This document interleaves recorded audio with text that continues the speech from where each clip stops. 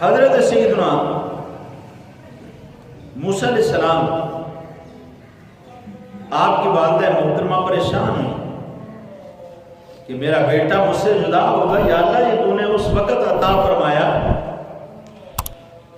کہ جس وقت فرعون جیسے ظالم بادشاہ جو ہے وہ بچوں کو زندہ قتل کر رہا ہے، وہ تو کسی کے بیٹے کو چھوڑ نہیں رہا، اس کو پتہ چلتا ہے اس کے سپاہی آ جاتے ہیں، وہ قتل کر دیتے ہیں۔ اے رب ذوالجلال اب ہوگا تو کیا ہوگا؟ انہیں مجھے بیٹا عطا فرمایا، میرے پیارے موسیٰ عطا فرمایا۔ تو اللہ رب العزت نے سن کر بھی فرمایا لا تحزنی، اے حضرت موسیٰ کی والدہ تجھے پریشان ہونے کی ضرورت نہیں ہے۔ پھر بیٹا جدا ہوا، پھر پریشان ہو کہ یا اللہ اب میرا بیٹا پتہ نہیں کب ملے کب نہ ملے۔ اللہ رب العزت نے پھر فرمایا لا تحزنی، اے میری بندی تجھے پریشان ہونے کی ضرورت نہیں ہے، اس لیے کہ تمہاری حفاظت بھی تمہارا خدا کرتا ہے، اور موسیٰ کی حفاظت بھی تمہارا خدا ہی فرمانے والا ہے۔ حضرت موسیٰ علیہ السلام کو کچھ نہیں ہوگا، تمہیں پریشان ہونے کی ضرورت نہیں ہے، اس لیے کہ تمہاری حفاظت کا ذمہ اور تمہارے بیٹے کی حفاظت کا ذمہ کسی اور کے پاس نہیں، تمہارے رب کے پاس ہے۔ تو جب ہم پڑھتے ہیں تو پھر حالات کیسے پیدا ہوئے کہ حضرت موسیٰ علیہ السلام فرعون کے دربار میں پہنچ بھی جاتے ہیں، وہاں پر روتے ہیں، دائیاں دودھ پلانا چاہتی ہیں، آپ کسی کا دودھ نہیں پیتے، روتے چلے جاتے ہیں، فرعون بھی پریشان، بیوی بھی اس کی پریشان، اب ہوگا تو کیا ہوگا؟ خالق کائنات نے اسباب پیدا فرمائے، آپ کے والدہ محترمہ کو لایا گیا، حضرت موسیٰ علیہ السلام کو دوبارہ ان کی گود کے اندر ڈال دیا گیا۔ اب اسباب کیا پیدا ہو رہے ہیں کہ اس کی بیوی ہی کہہ رہی ہے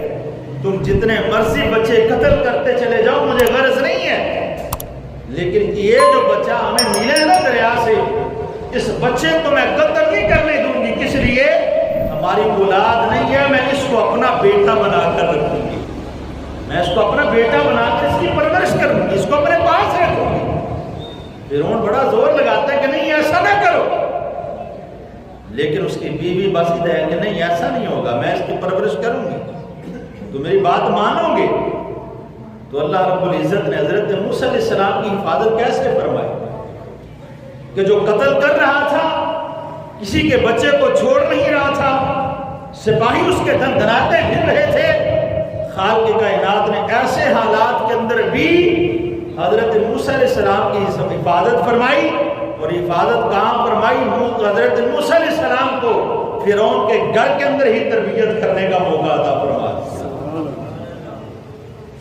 یہ اللہ رب العزت کی ذات پر بھروسہ ہے،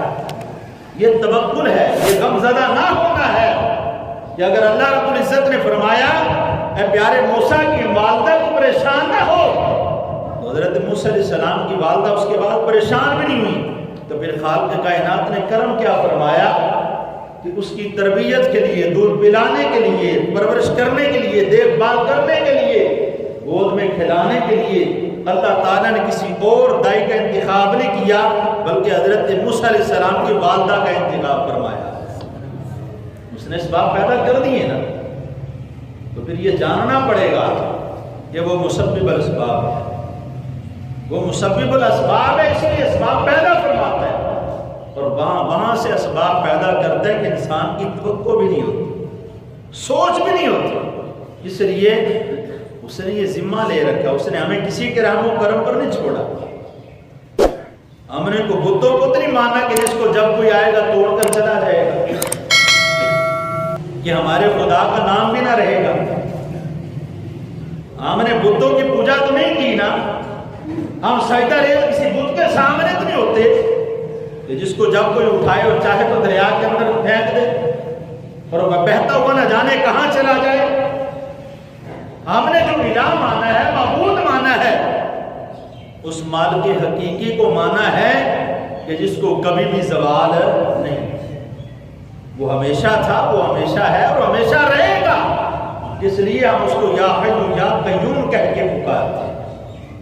وہ ہمیشہ زندہ رہنے والا، ہمیشہ قائم رہنے جب وہ ہمیشہ قائم رہنے والا ہے پھر سمجھ لو کہ جس کو رب تم نے مانا ہے وہ کبھی تمہیں تنہا نہیں چھوڑے گا، تمہیں کبھی ڈولنے نہیں دے گا، ہمیشہ قائم رکھے گا۔